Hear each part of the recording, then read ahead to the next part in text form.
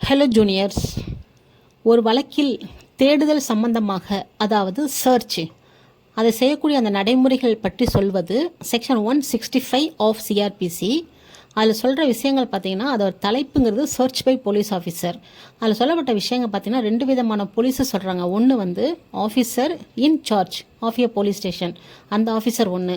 இன்னொன்று பார்த்திங்கன்னா, ஒரு ஆஃபீஸர் இன்வெஸ்டிகேஷன் பண்ணுவாங்க இல்லையா, அந்த ஆஃபீஸர் யார் வேண்டுமானாலும் என்ன பண்ணலான்னா, அந்த 2 பேரில் யார் வேண்டுமானாலும் என்ன பண்ணலான்னா, அந்த வழக்கு சம்பந்தமாக அந்த இன்வெஸ்டிகேஷன் அந்த ஸ்டேஜுக்கு வந்து அந்த இன்வெஸ்டிகேஷனுக்கு அதை இன்வெஸ்டிகேஷன் பர்பஸுக்காக அத்தியாவசியமான விஷயங்கள் அந்த இடத்தில் இருக்கும் என்ற அந்த நம்புவதற்கு போதுமான காரணங்கள் இருக்கும் அந்த சமயத்தில் மட்டும் என்ன பண்ணலான்னா, அந்த விஷயத்தை எழுத்துப்பூர்வமாக அந்த விஷயத்தையும் அதற்கான காரணத்தையும் எழுத்துப்பூர்வமாக பதிவு செஞ்ச பிறகு என்ன பண்ணலான்னா, அந்த தேடுதல் அந்த விஷயத்தை மேற்கொள்ளலாம். இது ஒரு பாயிண்ட்டு.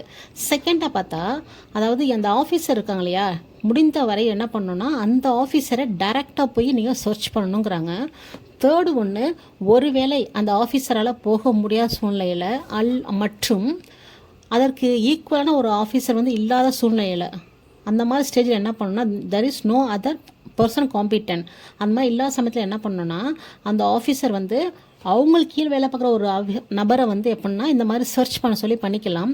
அவ்வாறு பண்ணிப்பதற்கு முன்னாடி என்ன பண்ணணும்னா, அவங்களுக்கு ஒரு எழுத்துப்பூர்வமான உத்தரவை வந்து குறிப்பிட்டு கொடுக்கணும். அந்த உத்தரவில் எந்த இடத்துக்கு போய் சர்ச் பண்ணுற விஷயம்லாம் அடங்கியிருக்கும். இது தேர்ட் பாயிண்ட்.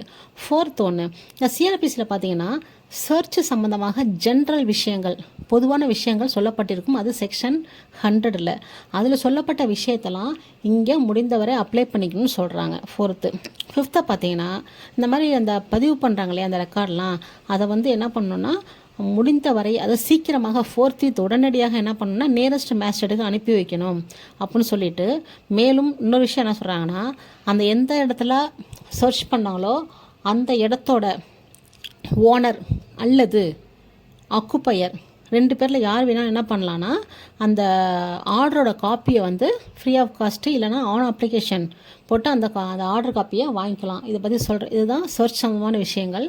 இப்போ இதே சேம் தான் செக்ஷன் 185, அதாவது சர்ச் பை போலீஸை பற்றி பிஎன்எஸ்எஸில் 185ல் சொல்கிறாங்க.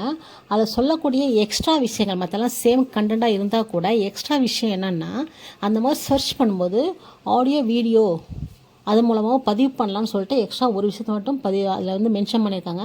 மற்றபடி சிஆர்பி சொல்லப்பட்ட விஷயங்களும் பிஎன்எஸ்எஸ் சொல்லப்பட்ட விஷயங்களும் சேமாக தான் இருக்குது, இந்த ஒரு விஷயத்தை தவிர. ஓகேங்களா? தேங்க்யூ.